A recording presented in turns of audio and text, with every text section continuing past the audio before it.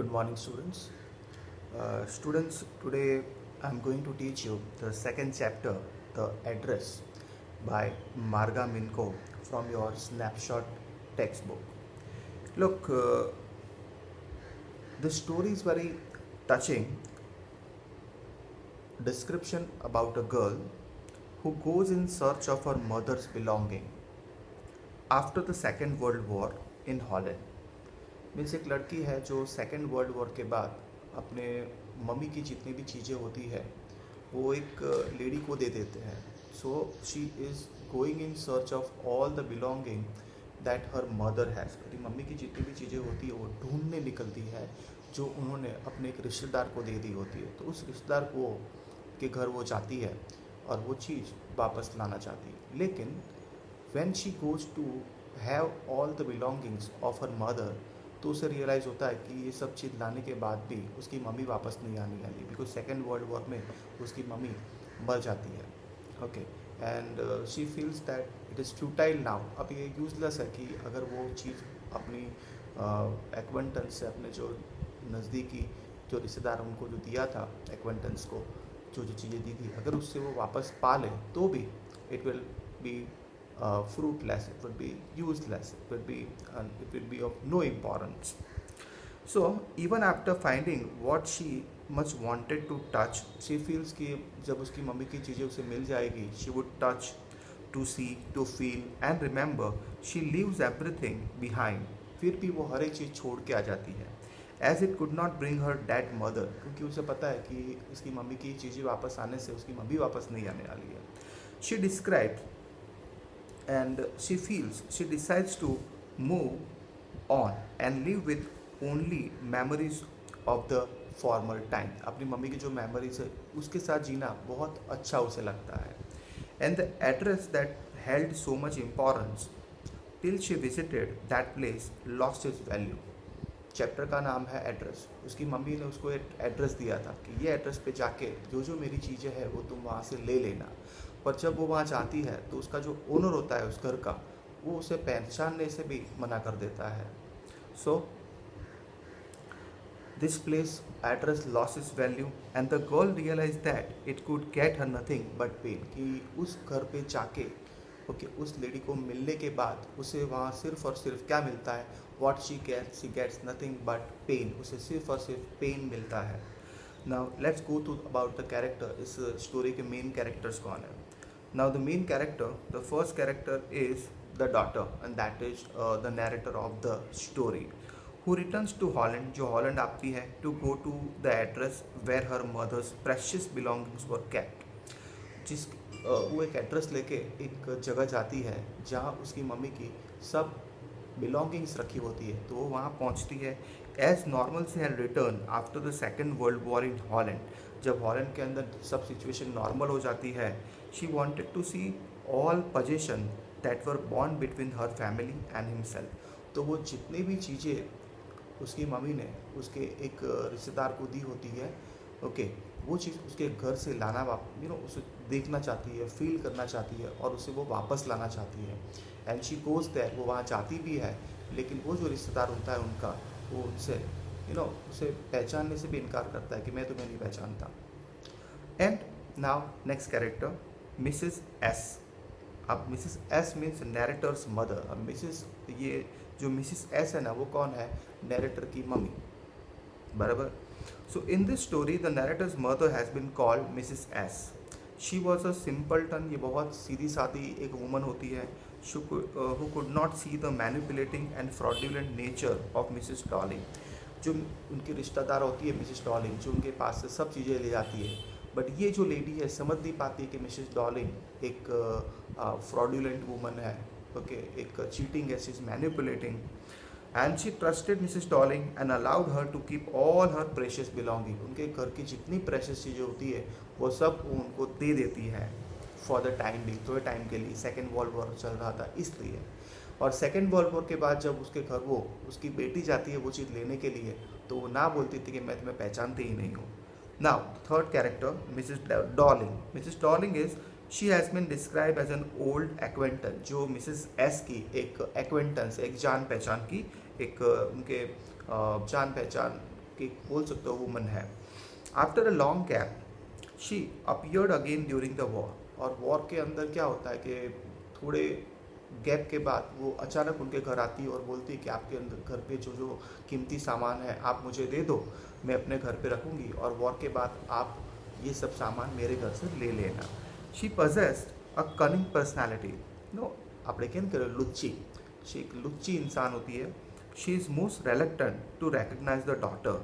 जब ये लड़की means narrator Mrs S's daughter जब वो उनको मिलने जाती है, जो एड्रेस उसे दिया होता है किसने, मिसेस एस ने, कि ये एड्रेस पे जाके तुम मेरी जो चीज़ें उसको मैंने दी है वो आप ले लेना, तब मिसेस डॉलिंग क्या करती है, जो डॉटर आती है उसको भी पहचानने से इनकार कर देती है.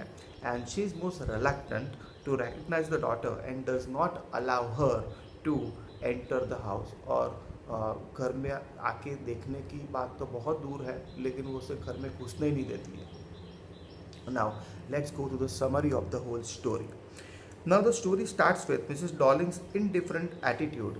Mrs. Darling का जो एकदम indifferent attitude है किसके towards the narrator के according narrator मीन्स जो हमारे मिसेस एस की डॉटर है, वो जब वो चीज़ें लेने जाती है तब तो उसे वो चीज़ें नहीं देती है, वो तो नहीं है लेकिन पहले पहचानती ही नहीं है. Okay. The narrator knocked at the door. जब narrator, the story starts with narrator means Mrs. S's daughter. Mrs. S's की daughter Mrs. Darling के वहाँ जाती है अपनी चीज़ें वापस लाने के लिए. तब क्या होता है? So from there the chapter start. वहाँ से chapter start हो रहा है. The narrator knocked at the door of the house, but the door was open. Only a little. जब narrator Mrs. अपने मम्मी की जो चीज़ें लेने के लिए मिसेस डॉलिंग के घर पे जाती है तो दरवाज़ा खुलता है लेकिन बहुत कम. She asked the owner if she knew her. फिर वो पूछती है ओनर को, आप मुझे पहचानते हो? The narrator told her that she was Mrs S's daughter. Narrator बोलती है, मीन्स ये मिसेस एस की डॉटर बोलती है कि वो मिसेस एस की डॉटर है. But the owner of the house, लेकिन जिस एड्रेस पे वो जाती है वहाँ Mrs Dorling denied knowing her. बोलती है मैं तुम्हें पहचानती ही नहीं हूँ. And Mrs Dorling's face gave absolutely no sign of recognition. और उसके चेहरे से भी लगता है कि वो उसे नहीं पहचानती. And she kept staring at her. और उसके सामने वो घुर्रा के देखती रहती है विदाउट स्पीकिंग एनी वर्ड. एक वर्ड भी नहीं बोलती. And narrator thought that perhaps she was mistaken. तो फिर लड़की को लगता है मिसेस एस's डॉटर को कि शायद वो गलत घर पे पहुंच गई है. एंड हैड रंग द रॉन्ग बेल. शायद रॉन्ग बेल गलत लगाया है, गलत घर पे पहुंच गई है. Then the narrator got a glimpse of her mother's green knitted cardigan. लेकिन होता क्या है कि जब नैरेटर उन्होंने जो उसकी मिसेस डॉलिंग ने जो स्वेटर पहना होता है वो स्वेटर उसका नहीं होता है, वो स्वेटर उसकी मम्मी का होता है. और वो स्वेटर देख के उसे पता चल जाता है कि definitely she must have reach a proper place, कि वो एक वही घर पे पहुंची है जहाँ उसे पहुंचना चाहिए था. So then narrator got a glimpse of her mother's green knitted cardigan which Mrs. Darling was wearing, जो Mrs. Darling ने पहना था. This confirmed to her that she had reached the correct address. और ये confirm हो जाता है कि वो जो एड्रेस पे पहुंची है वो correct है. But Mrs. Darling excused her by saying that she could not talk to the girl. और Mrs. Darling उसे बताती कि नहीं अभी मैं आपकी बात नहीं कर सकती हूँ. She could come again later, कि आप किसी और दिन आना. And then she shamelessly close the door. और बिना शर्म के वो दरवाज़ा बंद कर देती है क्योंकि उसे भी शायद समझ में आ जाता है कि इसने शायद मुझे पहचान लिया है और अब ये अपनी चीज़ें, अपनी मम्मी की चीज़ें वापस मांगेगी. इससे अच्छा है मैं दरवाज़ा बंद कर दूँ और इसको यहाँ से निकाल दूँ. Someone watching the narrator from the window. लेकिन जब वो उस घर से जा रही होती है the narrator stood for some time on the steps. तब उस घर पे वो थोड़े टाइम खड़ी रहती है. कौन? Mrs S's daughter means narrator. Even after the door close, जब दरवाज़ा बंद हो जाता है. Someone was watching her from the bay window. और तब उसे बे विंडो, फ्रेंच विंडो होती है, उसमें से उसे कोई देख रहा होता है. और वो कौन होती है? मिसेस डॉलिंग की बेटी जो उसे देख रही होती है. The girl presume that someone other than Mrs Dorling must be watching her and must have asked why the narrator came. और शायद उस लड़की ने उसकी मम्मी को पूछा, मीन्स मिसेस डॉलिंग की डॉटर ने मिसेस डॉलिंग को पूछा कि ये लेडी कौन थी और क्यों आई थी. The narrator remembers what her mother had told. अब देखो ये जो नैरेटर होती है वो तो अपने घर पे आ जाती है वापस, ओके, लेकिन उसको अपने मदर के बारे में बहुत always she keeps on recollecting her mother's memory, अपने मम्मी के बारे में उसे बहुत सारी चीज़ें याद आती रहती है. So the narrator remembers what her mother had told her.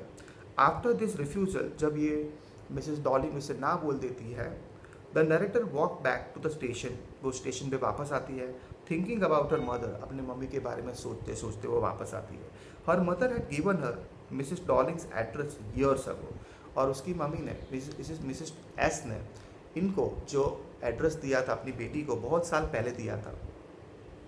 It had been in the first half of the war, और जब वॉर का फर्स्ट हाफ चल रहा था, means first half second half, the narrator's mother told her about Mrs Dorling. तब narrator ने मम्मी ने मीन्स मिसेस एस ने अपनी बेटी को बोला था मिसेस डॉलिंग के बारे में कि हमारे एक रिश्तेदार है कि वो हमारी जितनी भी चीज़ें हैं that she will keep all our belonging safe, कि ये वॉर टाइम में हमारी चीज़ें सेफ नहीं है तो वो चीज़ें अपने घर पे ले जाएगी और वो जब चीज़ें सामान सेफ रखेगी और आफ्टर द वॉर तुम या मैं, ओके, हम जाके वो चीज़ें ले लेंगे. लेकिन होता क्या है, वॉर के अंदर जो मिसेस एस है वो गुजर जाती है, वो मर जाती है, और उनकी जो डॉटर है उनको वो एड्रेस देती नैरेटर की जो मम्मी है मिसेस एस है अपनी बेटी को एड्रेस दिया होता है कि तुम वॉर के बाद ये एड्रेस पे जाना और मेरी जो पोजीशन है, जो मेरे बिलोंगिंग्स है, वो आप वहाँ जाके ले लेना. She also informed her that every time when Mrs Dorling came, और जब भी मिसेस डॉलिंग क्या करती थी, मिसेस एस के घर आती तो पूरा बैग भर के अपने घर ले जाती थी. She took something home with her. The reason Mrs Dorling gave her for her actions was that she wanted to save all the good thing. और मिसेस डॉलिंग ऐसा रीज़न देती है कि आपके घर के अंदर इतनी प्रेशियस चीज़ें हैं, अगर वॉर में कुछ हो गया तो आपको भागना पड़ा तो ये सब चीज़ें आपको छोड़ के भागना पड़ेगा. इससे अच्छा है कि जितनी भी चीज़ें आपके पास है आप मुझे दीजिए, मैं संभाल लूँगी. और वो चीज़ें को संभाल लेती है. As the narrator's mother would not be able to save everything if they had to leave suddenly. अचानक वॉर के अंदर मिसेस एस को और उनकी डॉटर को भागना पड़ा, जाना पड़ा, तो they would not be able to save them, इसे बचा नहीं पाएगी. तो उस टाइम मिसेस डॉलिंग उसे क्या कर ली, बचा लेगी. इससे अच्छा है कि आप ये मुझे दीजिए, मैं अपने घर पे ये चीज़ें रखूँगी. And the narrator's mother had accepted the idea, और नैरेटर की मम्मी जो होती है मिसेस एस, वो इस आइडिया को एक्सेप्ट कर लेती है. And she was rather obliged, और वो बहुत ग्रेटफुल फील करती है कि कितनी अच्छी है मिसेस डॉलिंग कि हमारी जो कीमती चीज़ें अपने घर पे ले जा रही है एंड अपने घर पे रख रही है इतना रिस्क लेके. Towards Mrs Dorling she was very obliged toward Mrs Dorling that she was carrying such heavy luggage, कितना हैवी लगेज उनके घर पे ले जा रही है एवरी टाइम शी केम, जब भी वो उनके घर पे वो आती है. And as it was really risky during the war, क्योंकि वॉर टाइम में ऐसे बैग भर के किसी के घर ले जाना किसी चीज़ें वो बहुत ही रिस्की था. Okay, so we have completed the half of the story in this video and we will complete the another half in the next video. So we have completed half of the story, but I want that you try to understand the story, okay, step by step. It is not necessary that you get to the whole story at one stroke. एक stroke में आप पूरी story समझ लो. It is better that you would learn by step by step. Okay, bye, take care.